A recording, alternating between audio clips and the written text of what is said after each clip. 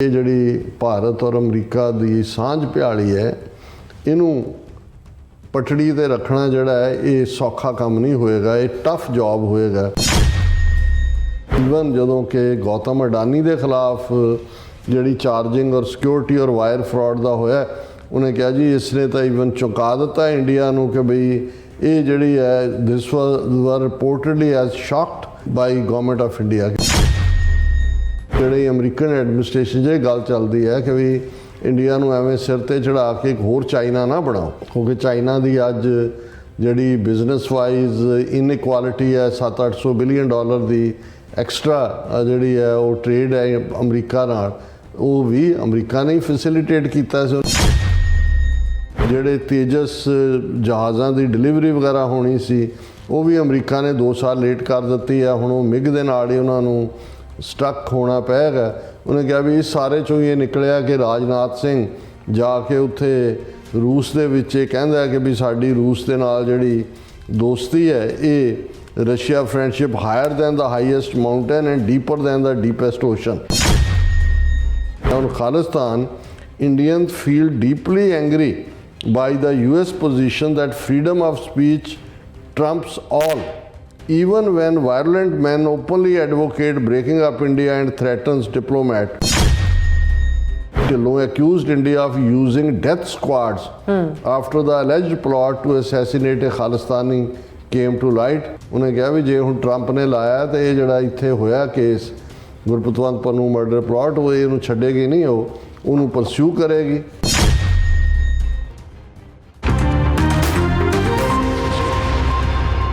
Viewers welcome back from programme. So viewers ਗੱਲਬਾਤ ਕਰਨ ਜਾ ਰਹੇ ਹਾਂ ਕਿ ਇਹਦਾ ਇਕਨੋਮਿਕਸ ਟਾਈਮਜ਼ ਨੇ ਇੱਕ ਆਰਟੀਕਲ ਵਿੱਚ ਕਿਹਾ ਹੈ ਕਿ ਟਰੰਪ ਐਡਮਿਨਿਸਟ੍ਰੇਸ਼ਨ ਨਾਲ ਭਾਰਤ ਦੀ ਪਾਰਟਨਰਸ਼ਿਪ ਸੌਖੀ ਨਹੀਂ ਹੋਵੇਗੀ। ਇਸ ਲਿਖਤ ਵਿੱਚ ਭਾਰਤ ਦੇ ਟ੍ਰਾਂਸਨੈਸ਼ਨਲ ਰਿਪਰੈਸ਼ਨ ਅਤੇ ਟਰੰਪ ਵੱਲੋਂ ਹਰਮੀਤ ਕੌਰ ਢਿੱਲੋਂ ਨੂੰ ਅਸਿਸਟੈਂਟ ਅਟਾਰਨੀ ਜਨਰਲ ਬਣਾਉਣ ਦਾ ਖਾਸ ਜ਼ਿਕਰ ਕੀਤਾ ਗਿਆ ਹੈ। ਸੋ ਇਸ ਬਾਰੇ ਆਪਾਂ ਗੱਲਬਾਤ ਕਰਨ ਜਾ ਰਹੇ ਹਾਂ। ਸੋ ਅਸੀਂ ਚਾਹਾਂਗੇ ਕਿ ਤੁਸੀਂ ਇਸੇ ਤਰ੍ਹਾਂ ਬੜੇ ਰਹਿਣਾ, ਦੇਖਣ ਸੁਣਨ ਲਈ ਐਂਡ ਲਿਖਣ ਲਈ ਤੁਹਾਡਾ ਸਭ ਦਾ ਬਹੁਤ ਬਹੁਤ ਸ਼ੁਕਰੀਆ। ਜੀ ਰਾਜ ਸਾਹਿਬ ਕੀ ਕਹਿਣਾ ਚਾਹੋਗੇ? ਦੇਖੋ ਅਗੇਨ ਪੰਜਾਬ ਦੇ ਪੇਂਡੂ ਸਰਕਲਾਂ 'ਚ ਇੱਕ ਜ਼ਿਮੀਂਦਾਰ ਔਰ ਬਾਣੀਏ ਦੀ ਲੜਾਈ ਦਾ ਜ਼ਿਕਰ ਹੁੰਦਾ ਹੈ ਕਿ ਭਾਈ ਜ਼ਿਮੀਂਦਾਰ ਕਮਜ਼ੋਰ ਸੀ, ਬਾਣੀਆ ਮੋਟਾ ਤਾਜ਼ਾ ਸੀ, ਉਹਨੇ ਉਹਨੂੰ ਥੱਲੇ ਸੁੱਟ ਲਿਆ, ਪਰ ਥੱਲੇ ਸੁੱਟਿਆ ਹੋਇਆ ਤੇ ਉੱਪਰ ਬੈਠਾ ਰੋਈ ਜਾਂਦਾ ਬਾਣੀਆ ਉੱਚੀ ਉੱਚੀ। ਕੋਲੋਂ ਕਿਸੇ ਲੰਘਦਿਆਂ ਨੇ ਕਿਹਾ ਵੀ ਢਾਇਆ ਤੂੰ ਹੋਇਆ ਤੇ ਰੋਈ ਵੀ ਤੂੰ ਹੀ ਰਿਹਾ। ਉਹ ਕਹਿੰਦਾ ਜੀ ਨਹੀਂ, ਜਦੋਂ ਉੱਠੇਗਾ ਤੇ ਮੈਨੂੰ ਮਾਰੇਗਾ।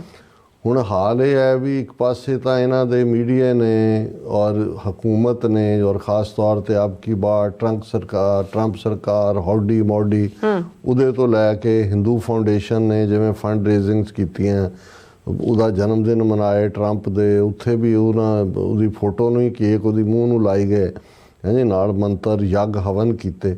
ਹੁਣ ਇਸ ਸਭ 'ਚੋਂ ਤਾਂ ਇਹ ਪ੍ਰਭਾਵ ਕਿ ਜੀ ਇੱਕ ਵਾਰੀ ਟਰੰਪ ਆ ਗਿਆ, ਟਰੰਪ ਤੇ ਮੋਦੀ ਦੀ ਯਾਰੀ ਹੈ, ਫਿਰ ਅਸੀਂ ਬਾਕੀ ਸਾਰਿਆਂ ਨੂੰ ਠੋਕ ਦਿਆਂਗੇ, ਦੱਸ ਦਿਆਂਗੇ ਵੀ ਕੀ ਹੈ। ਲੇਕਿਨ ਹੁਣ ਜਿਉਂ-ਜਿਉਂ ਨੇੜੇ ਆ ਰਿਹਾ ਵਕਤ 20 ਜਨਵਰੀ ਦਾ, ਅਸੀਂ ਇਹਨਾਂ ਦਾ ਖੌਫ ਵੀ ਦੇਖ ਸਕਦੇ ਹਾਂ।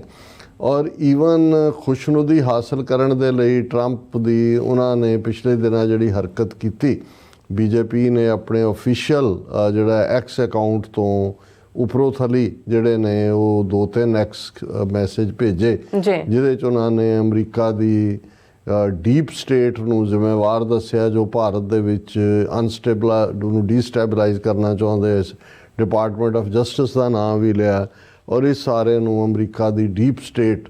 ਹੁਣ ਕਿਉਂਕਿ ਟਰੰਪ ਦਾ ਔਰ ਜਿਹੜੀ ਉਹਦੀ ਟੀਮ ਹੈ, ਟਰੰਪ ਤਾਂ ਡੀਪ ਸਟੇਟ ਨੂੰ ਹੀ ਜ਼ਿੰਮੇਵਾਰ ਦੱਸਦਾ ਬਹੁਤ ਸਾਰੀਆਂ ਚੀਜ਼ਾਂ ਲਈ।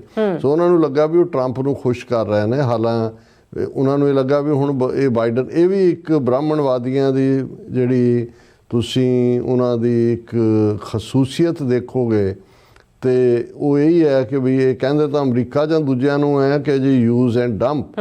ਇਹ ਜਿਸ ਲੈਵਲ ਦੀ ਖੁਦਗਰਜ਼ੀ ਔਰ ਨਮਕ ਹਰਾਮ ਇਹ ਨੇ, ਇਹਨਾਂ ਨੂੰ ਪੂਰਾ ਭੁੱਲ ਗਿਆ ਵੀ 4 ਸਾਲ ਦੇ ਬਾਈਡਨ ਐਡਮਿਨਿਸਟ੍ਰੇਸ਼ਨ ਦੇ ਦੌਰਾਨ ਕਿੰਨੇ ਕੰਸੈਸ਼ਨ ਇੰਡੀਆ ਨੂੰ ਬਾਈਡਨ ਐਡਮਿਨਿਸਟ੍ਰੇਸ਼ਨ ਨੇ ਦਿੱਤੇ ਨੇ। ਔਰ ਇਸ ਸਭ ਦੇ ਬਾਵਜੂਦ ਕਿ ਟ੍ਰਾਂਸਨੈਸ਼ਨਲ ਰਿਪਰੈਸ਼ਨ ਦੇ ਲਈ ਸਿੱਧੇ ਤੌਰ 'ਤੇ ਇੰਡਾਇਕਟਮੈਂਟ ਹੋਈ, ਲੇਕਿਨ ਜਿਵੇਂ ਕੈਨੇਡਾ ਦਾ ਜਸਟਿਨ ਟਰੂਡੋ ਖੁੱਲ੍ਹ ਕੇ ਉਹਨਾਂ ਨੇ ਇੰਡੀਅਨ ਸਟੇਟ ਨੂੰ ਦੋਸ਼ੀ ਦੱਸਿਆ, ਇਵੇਂ ਅਮਰੀਕਾ ਨੇ ਫਿਰ ਵੀ ਪੋਚਾ ਜਾਂ ਪਰਦਾ ਪਾਇਆ। ਲੇਕਿਨ ਇਹਦੇ ਬਾਵਜੂਦ ਇਹ ਅਖੀਰਲੇ ਜਿਹੜੇ ਦਿਨ ਨੇ ਜਿਨ੍ਹਾਂ ਨੂੰ ਕੋਈ ਸ਼ਰਮ ਨਹੀਂ ਆਈ ਕਿ ਬਾਈਡਨ ਐਡਮਿਨਿਸਟ੍ਰੇਸ਼ਨ ਨੂੰ ਉਹ ਡੀਪ ਸਟੇਟ ਨਾਲ ਜੋੜ ਕੇ ਜਸਟਿਸ ਡਿਪਾਰਟਮੈਂਟ ਨੂੰ, ਔਰ ਇਹੀ ਕਾਰਨ ਸੀ ਕਿ ਪਰਸੋਂ ਜਦੋਂ ARY ਦੇ ਕੋਰਸਪੋਂਡੈਂਟ ਨੇ ਸਟੇਟ ਵਾਈਟ ਹਾਊਸ ਦੀ ਬਰੀਫਿੰਗ ਦੇ ਦੌਰਾਨ ਸਪੋਕਸਪਰਸਨ ਨੂੰ ਪੁੱਛਿਆ ਕਿ ਜੀ ਇੰਡੀਅਨ BJP ਨੇ ਔਰ ਉਹਨਾਂ ਨੇ ਇਹ ਚਾਰਜ ਲਾਇਆ ਤਾਂ ਉਹਨੇ ਕਿਹਾ ਵੀ ਇਟਸ ਫਾਲਸ ਐਂਡ ਐਬਸਰਡ। ਹੁਣ ਇਹ ਜਿਹੜੇ ਐਬਸਰਡ ਲਫ਼ਜ਼ ਇਹ ਡਿਪਲੋਮੈਸੀ 'ਚ ਗਾਲ ਵਾਂਗ ਹੁੰਦੀ। ਉਹਨੇ ਕਿਹਾ ਕਿ ਵੀ ਅਸੀਂ ਡੈਮੋਕ੍ਰੈਟਿਕ ਇੰਸਟੀਟਿਊਸ਼ਨਸ ਨੂੰ ਸਟਰੋਂਗ ਕਰਨ ਲਈ, ਜਿਨ੍ਹਾਂ 'ਚ ਮੀਡੀਆ ਉਹਦਾ ਇੱਕ ਪਿਲਰ ਹੈ, ਅਸੀਂ ਹੈਲਪ ਕਰਦੇ ਹਾਂ ਅਰਾਊਂਡ ਉਹਨਾਂ ਮੀਡੀਆ ਇੰਸਟੀਚਿਊਟਸ ਨੂੰ ਜਿਹੜਾ ਪਾਰਟ ਹੈ, ਲੇਕਿਨ ਇਹ ਜਿਹੜਾ ਇੰਡੀਆ ਦਾ ਚਾਰਜ ਲੈਣਾ ਐਬਸਰਡ ਹੈ। ਇਹਦਾ ਮਤਲਬ ਹੈ ਵੀ ਇਹਨਾਂ ਨੇ ਵੀ ਕਿਹਾ ਵੀ ਏਡੇ ਵੱਡੇ ਕਿਰਤ ਕਾਂਡ ਕਿ ਵੀ ਅਸੀਂ ਤਾਂ ਇਹਨਾਂ ਦੇ ਗੁਰਾਂ ਦੇ ਉੱਤੇ ਪਰਦਾ ਪਾਉਂਦੇ ਰਹੇ ਔਰ ਲੇਕਿਨ ਇਹਦੇ ਬਾਵਜੂਦ ਕਿ ਡੀਪ ਸਟੇਟ ਨੂੰ ਐਕਿਊਜ਼ ਕਰਕੇ ਜਾਂ ਟਰੰਪ ਦੇ ਗੁਣ ਗਾਇਨ ਕਰਕੇ ਹੁਣ ਇਹਨਾਂ ਨੇ ਸਾਰਾ ਵਕਤ ਗੁਜ਼ਾਰਿਆ।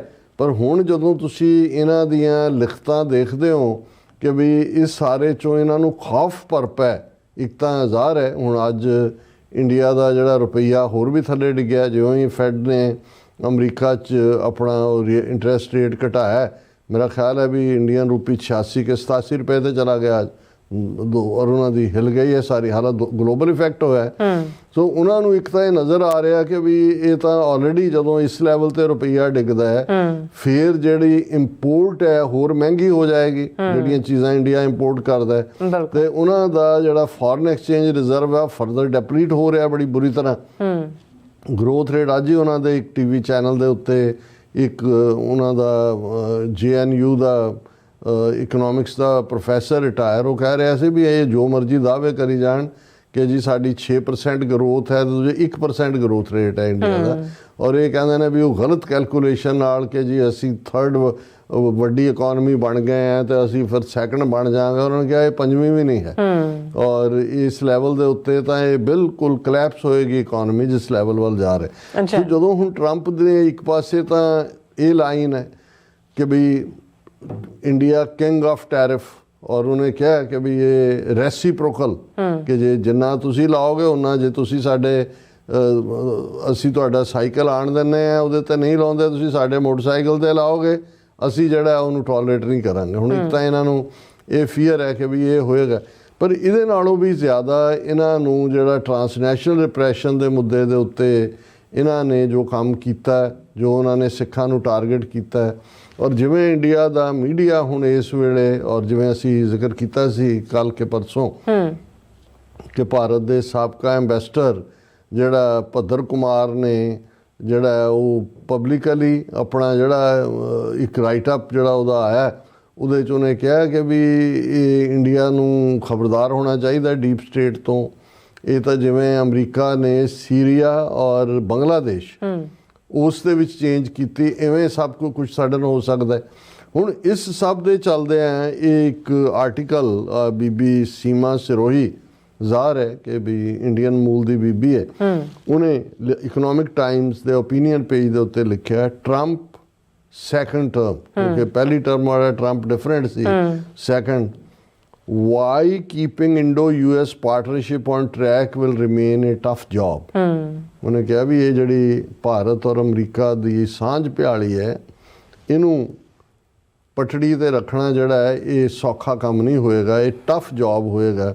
ਫਿਰ ਉਹਨੇ ਇਹ ਸਾਰੇ ਦੀ ਇਸ ਨੂੰ ਕਿਹਾ ਕਿ ਵੀ ਇਹ ਇਸ ਵੇਲੇ ਡਿਫਰੈਂਟ ਗੇਮ ਹੋਏਗੀ, ਔਰ ਇਹ ਸਾਰੇ ਦੇ ਉੱਤੇ ਉਹਨਾਂ ਨੇ ਕਿਹਾ ਵੀ ਇਹ ਭਾਰਤ ਦੇ ਲਈ ਇੱਕ ਸਰਪ੍ਰਾਈਜ਼ ਸੀ ਜਦੋਂ ਇਸ ਦੇ ਖਿਲਾਫ ਇੰਡਾਇਕਟਮੈਂਟ ਹੋਈ ਨਿਖਿਲ ਗੁਪਤੇ ਦੇ ਔਰ ਵਿਕਾਸ ਯਾਦਵ ਨੂੰ ਨੇਮ ਕੀਤਾ ਗਿਆ। ਫਿਰ ਉਹਨਾਂ ਨੇ ਕਿਹਾ ਵੀ ਈਵਨ ਜਦੋਂ ਕਿ ਗੌਤਮ ਅਡਾਨੀ ਦੇ ਖਿਲਾਫ ਜਿਹੜੀ ਚਾਰਜਿੰਗ ਔਰ ਸਿਕਿਉਰਿਟੀ ਔਰ ਵਾਇਰ ਫਰਾਡ ਦਾ ਹੋਇਆ, ਉਹਨੇ ਕਿਹਾ ਜੀ ਇਸ ਨੇ ਤਾਂ ਈਵਨ ਚੁਕਾ ਦਿੱਤਾ ਇੰਡੀਆ ਨੂੰ ਕਿ ਬਈ ਇਹ ਜਿਹੜੀ ਹੈ this was reportedly as shocked by government of India, ਕਿ ਗਵਰਨਮੈਂਟ ਆਫ ਇੰਡੀਆ ਨੂੰ ਇੱਕ ਝਟਕੇ ਵਾਂਗ ਲੱਗਾ। ਫਿਰ ਉਹਨਾਂ ਨੇ ਕਿਹਾ ਕਿ ਵੀ ਜਿਹੜੇ ਅਮਰੀਕਨ ਐਡਮਿਨਿਸਟ੍ਰੇਸ਼ਨ 'ਚ ਇਹ ਗੱਲ ਚੱਲਦੀ ਹੈ ਕਿ ਵੀ ਇੰਡੀਆ ਨੂੰ ਐਵੇਂ ਸਿਰ 'ਤੇ ਚੜ੍ਹਾ ਕੇ ਇੱਕ ਹੋਰ ਚਾਈਨਾ ਨਾ ਬਣਾਓ, ਕਿਉਂਕਿ ਚਾਈਨਾ ਦੀ ਅੱਜ ਜਿਹੜੀ ਬਿਜ਼ਨਸ ਵਾਈਜ਼ ਇਨਇਕੁਆਲਿਟੀ ਹੈ $700-800 ਬਿਲੀਅਨ ਦੀ ਐਕਸਟਰਾ ਜਿਹੜੀ ਹੈ ਉਹ ਟ੍ਰੇਡ ਹੈ ਅਮਰੀਕਾ ਨਾਲ, ਉਹ ਵੀ ਅਮਰੀਕਾ ਨੇ ਹੀ ਫੈਸਿਲੀਟੇਟ ਕੀਤਾ ਸੀ। ਉਹਨੇ ਕਿਹਾ ਜੀ ਇਸ ਥਾਟ ਨੇ ਵੀ ਇੰਡੀਆ ਨੂੰ ਜਿਹੜਾ ਉਹ ਪਿੱਛੇ ਸੁੱਟਣ ਦਾ, ਔਰ ਇੰਡੀਆ ਨੇ ਖੁਦ ਹੀ ਕਿਹਾ ਕਿ ਜੀ ਸਾਨੂੰ ਇਹ ਡੀਸਟੈਬਲਾਈਜ਼ ਕਰਨਾ ਚਾਹੁੰਦੇ ਨੇ। ਔਰ ਦੂਜਾ ਔਰ ਇਹ ਸਾਰੇ ਦੇ ਚਲਦਿਆਂ ਉਹਨਾਂ ਨੇ ਕਿਹਾ ਕਿ ਜੀ ਇਹ ਇਸ ਆਰਟੀਕਲ 'ਚ ਕਿ ਵੀ ਈਵਨ ਜਿਹੜੇ ਤੇਜਸ ਜਹਾਜ਼ਾਂ ਦੀ ਡਿਲੀਵਰੀ ਵਗੈਰਾ ਹੋਣੀ ਸੀ ਉਹ ਵੀ ਅਮਰੀਕਾ ਨੇ 2 ਸਾਲ ਲੇਟ ਕਰ ਦਿੱਤੀ ਆ। ਹੁਣ ਉਹ ਮਿਗ ਦੇ ਨਾਲ ਹੀ ਉਹਨਾਂ ਨੂੰ ਸਟਕ ਹੋਣਾ ਪਏਗਾ।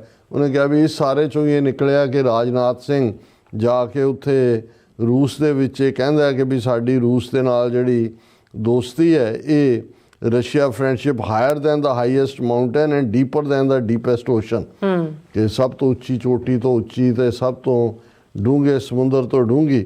ਔਰ ਉਹਨਾਂ ਨੇ ਕਿਹਾ ਕਿ ਵੀ ਇਹ ਜਿਹੜੇ ਉਹਨੇ ਮਾਸਕੋ ਜਾ ਕੇ ਸਿਗਨਲ ਮਿਕਸ ਸਿਗਨਲ ਦਿੱਤਾ ਅਮਰੀਕਾ ਨੂੰ ਕਿ ਜੀ ਦੇਖੋ ਜੇ ਤੁਸੀਂ ਸਾਨੂੰ ਨਾਲ ਨਹੀਂ ਲਾਓਗੇ ਜਾਂ ਦੂਜਾ ਤਾਂ ਫਿਰ ਅਸੀਂ ਰੂਸ ਦੀ ਸ਼ਰਨ 'ਚ ਪਏ ਹੋਏ ਹਾਂ। ਫਿਰ ਉਹਨੇ ਇਹ ਵੀ ਨੇ ਕਿਹਾ ਵੀ ਬੰਗਲਾਦੇਸ਼ ਦੇ ਵਿੱਚ ਜਿਵੇਂ ਤਬਦੀਲੀ ਅਮਰੀਕਾ ਨੇ ਲਿਆਂਦੀ, ਇਹਦੇ ਬਾਵਜੂਦ ਕਿ ਉੱਥੇ ਹਿੰਦੂਆਂ ਦੇ ਨਾਲ ਕੀ ਸਲੂਕ ਹੈ, ਅਸੀਂ ਇੰਨਾ ਰੌਲਾ ਪਾ ਰਹੇ ਹਾਂ, ਅਮਰੀਕਾ ਇਹਨੂੰ ਗੌਲ ਹੀ ਨਹੀਂ ਰਿਹਾ। ਔਰ ਅਮਰੀਕਾ ਦਾ ਜਿਹੜਾ ਉਹਨਾਂ ਦਾ ਰਸ਼ਦ ਹੁਸੈਨ ਹੈ ਜਿਹੜਾ ਐਂਬੈਸਡਰ ਐਟ ਲਾਰਜ ਹੈ ਰਿਲੀਜੀਅਸ ਫਰੀडम ਦਾ, ਉਹਨੇ ਵੀ ਇਸ ਦੇ ਉੱਤੇ ਕੋਈ ਸਟੇਟਮੈਂਟ ਤੱਕ ਨਹੀਂ ਦਿੱਤੀ। ਫਿਰ ਉਹਨੇ ਕਿਹਾ ਕਿ ਵੀ ਇਹ ਜਿਹੜਾ ਪਾਰਟ ਹੈ ਜਿਵੇਂ ਖਾਲਿਸਤਾਨ ਦੇ ਮੁੱਦੇ ਨੂੰ ਅਮਰੀਕਾ ਵੱਲੋਂ ਉਭਾਰਿਆ ਜਾ ਰਿਹਾ, ਹੁਣ Khalistan Indians feel deeply angry by the US position that freedom of speech trumps all, even when violent men openly advocate breaking up India and threatens diplomat। ਉਹਨੇ ਕਿਹਾ ਜੀ ਇਹ ਮਤਲਬ ਇੰਡੀਆ ਇਰਕ ਹੋ ਰਿਹਾ ਇਸ ਦੇ ਉੱਤੇ ਕਿ ਵੀ ਖਾਲਿਸਤਾਨੀਆਂ ਨੂੰ ਖੁੱਲ੍ਹੀ ਛੁੱਟੀ ਦਿੱਤੀ ਹੋਈ ਹੈ। ਔਰ ਉਹਨਾਂ ਨੇ ਕਿਹਾ ਕਿ ਵੀ ਇਹ ਸਾਰੇ 'ਚੋਂ ਅਸੀਂ ਕੀ ਕੱਢ ਸਕਦੇ ਹਾਂ, US doesn't care about India's territorial integrity, ਇਹ daily insider said in a frustration. ਉਹਨਾਂ ਨੇ ਕਿਹਾ ਜੀ ਇਹ ਤਾਂ ਇਹਦਾ ਮਤਲਬ ਹੈ ਵੀ ਇੰਡੀਆ ਦੀ ਕੋਈ ਹੈ ਹੀ ਨਹੀਂ ਉਹਨਾਂ ਨੂੰ। ਔਰ ਇਹ ਉਹਨਾਂ ਨੇ ਕਿਹਾ ਵੀ ਜਿਹੜੀ ਇਸ ਦੇ ਉੱਤੇ ਵੀ ਜਿਹੜੀ ਖਾਲਿਸਤਾਨੀਆਂ ਦੇ ਲਈ ਜਿਹੜੀ ਹੈ ਹੋਰ ਵੀ ਜਿਹਨੇ ਇਸ ਗੱਲ ਨੂੰ ਕੀਤਾ ਵੀ ਟਰੰਪ ਨੇ he has nominated Harmeet Dhillon to be assistant attorney general for civil rights। ਉਹਨੇ ਕਿਹਾ ਜੀ ਇਹੀ ਬੀਬੀ ਢਿੱਲੋਂ ਹੈ ਜਿਹਨੇ ਪਿਛਲੇ ਸਾਲ ਇੰਡੀਆ ਦੇ ਉੱਤੇ ਦੋਸ਼ ਲਾਇਆ ਸੀ। Dhillon accused India of using death squads after the alleged plot to assassinate a Khalistani came to light। There is a good chance she will pursue the case। ਉਹਨੇ ਕਿਹਾ ਵੀ ਜੇ ਹੁਣ ਟਰੰਪ ਨੇ ਲਾਇਆ ਤਾਂ ਇਹ ਜਿਹੜਾ ਇੱਥੇ ਹੋਇਆ case Gurpatwant Pannun murder plot ਉਹ ਇਹਨੂੰ ਛੱਡੇਗੀ ਨਹੀਂ, ਉਹਨੂੰ ਪਰਸਿਊ ਕਰੇਗੀ। ਫਿਰ ਉਹਨੇ ਕਿਹਾ ਕਿ ਵੀ ਇਹ ਹੁਣ ਦੇਖਣਾ ਇਹ ਹੈ ਕਿ ਵੀ ਇਹ ਰਿਲੇਸ਼ਨਸ਼ਿਪ ਕਿਵੇਂ ਪਟੜੀ 'ਤੇ ਰਹੇ, ਇਸ ਨੂੰ ਇੱਕ ਟਿਕਾਣੇ 'ਤੇ ਰੱਖਣਾ ਸੌਖਾ ਨਹੀਂ ਹੋਏਗਾ। ਔਰ ਇਹ ਸਾਰੇ ਦੇ ਉੱਤੇ ਹੀ ਨਾਲ ਦੀ ਨਾਲ ਅਮਰੀਕਾ ਨੂੰ ਜਦੋਂ ਸਟੇਟ ਡਿਪਾਰਟਮੈਂਟ ਨੂੰ ਪੁੱਛਿਆ ਗਿਆ ਕਿ ਜੀ ਇੰਡੀਆ US ਰਿਲੇਸ਼ਨਸ਼ਿਪ ਕੀ ਹੈ, ਉਹਨਾਂ ਨੇ ਕਿਹਾ ਜੀ ਠੀਕ ਹੈ US India relationship very strong despite Pannu Adani indictments, ਕਿ ਵੀ ਭਾਵੇਂ ਇੰਡਾਇਕਟਮੈਂਟ ਹੋਈਆਂ ਪਰ ਇਹ ਵੀ ਫਿਰ ਵੀ ਬੜੀ ਸਟਰੋਂਗ ਹੈ।